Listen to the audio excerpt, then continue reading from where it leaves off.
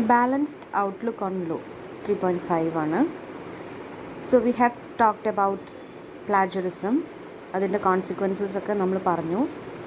പിന്നെ ഇനി balanced outlook on law എന്നുള്ള പോർഷനാണ്.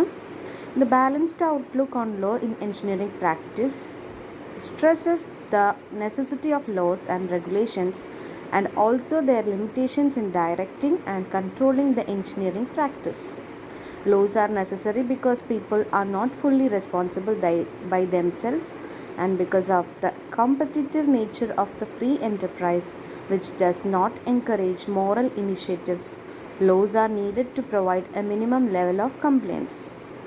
ഇപ്പോൾ നമുക്ക് നിയമങ്ങൾ നിർബന്ധമാണ്. അത് എന്തൊരു പ്രൊഫഷനായാലും നിയമങ്ങൾ ഉണ്ടാവുന്നത് നിർബന്ധമാണ്. അല്ലെങ്കിൽ എല്ലാവരും അവർക്ക് ഇഷ്ടമുള്ള പോലെ പ്രവർത്തിക്കാൻ തുടങ്ങിക്കഴിഞ്ഞാൽ പിന്നെ അതിനൊരു ലിമിറ്റേഷനോ കാര്യങ്ങളോ ഒന്നും ഉണ്ടാവാതാവും. അപ്പം നമ്മളുടെ ഈ നിയമങ്ങളിൽ നമുക്കൊരു ബാലൻസ്ഡ് ആയിട്ടുള്ള രീതികൾ വേണം. അതിനെക്കുറിച്ചിട്ടാണ് പറയുന്നത്. The following codes are typical examples of how they were enforced in the past. Past ടൈമിൽ എങ്ങനെയായിരുന്നു they were enforced എന്നുള്ളതാണ് പറയുന്നത്. Code for builders by Hammurabi 1758 BC. Hammurabi, the king of Babylon, in 1758 framed the following code.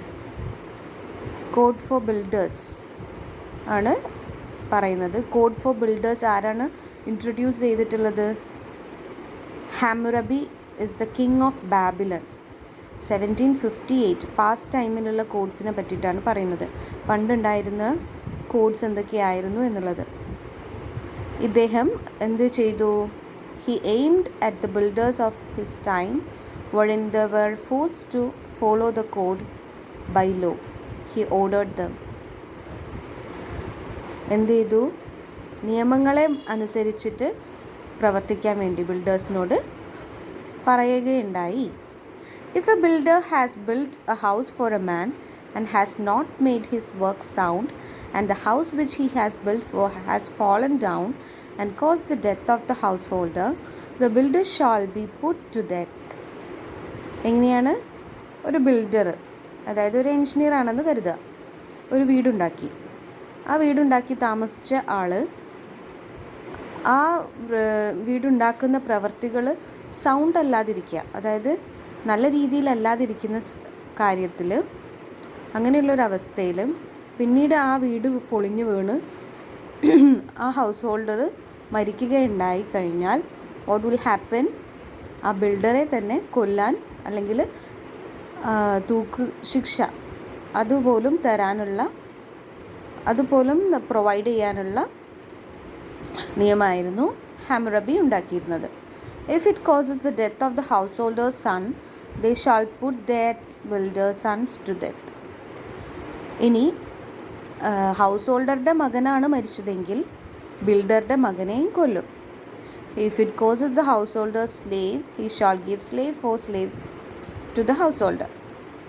ഇപ്പം എന്താ പറയുക, ഒരു മുറയ്ക്ക് മുറ എന്നുള്ള രീതിയിൽ ഇപ്പം ആൾക്കാളായിട്ട് ഹൗസ് ഹോൾഡറാണ് മരിക്കുന്നതെങ്കിൽ ഉണ്ടാക്കിയ ബിൽഡറെ തന്നെ കൊല്ലും, മകനാണെങ്കിൽ ബിൽഡറുടെ മകനെ കൊല്ലും, സ്ലേവ് ആണെങ്കിൽ ബിൽഡറുടെ സ്ലേവിനെ കൊല്ലും. അങ്ങനെയൊരു നിയമമായിരുന്നു നമ്മുടെ ഹാമ്മറബി എന്ന് പറയുന്ന 1758 കിങ് ഉണ്ടാക്കിയിരുന്നത്. This code was expected to put in self regulation seriously in those years. ആ വർഷങ്ങളിലൊക്കെ തന്നെ സീരിയസ് ആയിട്ട് എടുത്തിരുന്ന കാര്യമായിരുന്നു അത്. Next is the United States steam boat code 1852 AD എങ്ങനെയായിരുന്നു നിയമം ഉണ്ടായിരുന്നത്? The steam engines used for travel during those days was really heavy and bulky. James Watt, who invented steam engine, worked with two more scientists, Oliver Evans and Richard Trevithick, who had modified the old steam engines by removing condensers and made them compact. James Watt was the inventor of steam engine. അദ്ദേഹം വേറെ 2 പേരുടെ കൂടിയിട്ട് എന്താ ഉണ്ടാക്കിയിരുന്നത്? കണ്ടൻസേഴ്സൊക്കെ ഒഴിവാക്കി compact ആയിട്ടുള്ളൊരു steam engine provide ചെയ്തു ട്രാവലിങ്ങിന്. These redesigned engines, though made lighter, couldn't solve the problem of boiler explosion. Boiler explosion എന്നുള്ള problem solve ചെയ്യാൻ ഈ റീഡിസൈൻ ചെയ്യപ്പെട്ടിട്ടുള്ള എൻജിന് പറ്റിയിട്ടില്ല. The speed of the boats, if increased, led to the explosion of the boilers on steam boats, causing disasters. ബോട്ടിൻ്റെ speed കൂടി കഴിഞ്ഞാൽ disasters ഉണ്ടാവുന്ന രീതിയിലേക്ക് കാര്യം മാറി. Then Alfred Guthrie, an engineer of Illinois, has inspected around 200 steamboats with his own funding and found out the reasons for the boiler explosion and later prepared a report relating to the care that could be taken later. അപ്പോൾ ഇദ്ദേഹമാണ് കണ്ടെത്തിയത്, Alfred ഗുത്രിയാണ് കണ്ടെത്തിയത്. ഇങ്ങനെയുള്ള 200 ബോട്ട്സിന് ഇങ്ങനെ boiler explosion ഉണ്ടാക്കിയിട്ട് അതിൻ്റെ കാരണം എന്താണെന്ന് കണ്ടെത്തി.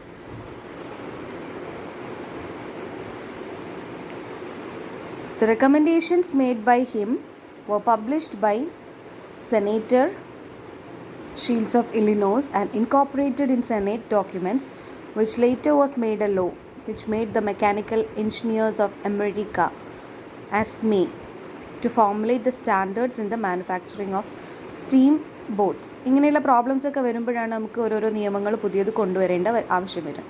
അങ്ങനെയുള്ള സമയത്ത് ഈ ഒരു ബുദ്ധിമുട്ട് അനുഭവപ്പെട്ട സമയത്ത് എന്ത് ചെയ്തു, റിപ്പോർട്ട്സൊക്കെ റെഗുലേറ്റ് ചെയ്തിട്ട് റിപ്പോർട്ട്സൊക്കെ ഇവാലുവേറ്റ് ചെയ്തിട്ട് പുതിയ നിയമം ഉണ്ടാക്കി. അതാണ് ASME, which made the Mechanical Engineers of America to formulate the standards in manufacturing of steamboats. സ്റ്റീംബോട്ട്സിൻ്റെ മാനുഫാക്ചറിങ്ങിന് വേണ്ടിയിട്ടുള്ള നിയമങ്ങൾ ASME ആണ് കൊണ്ടുവന്നിട്ടുള്ളത് എന്നുള്ളതാണ് പറയുന്നത്.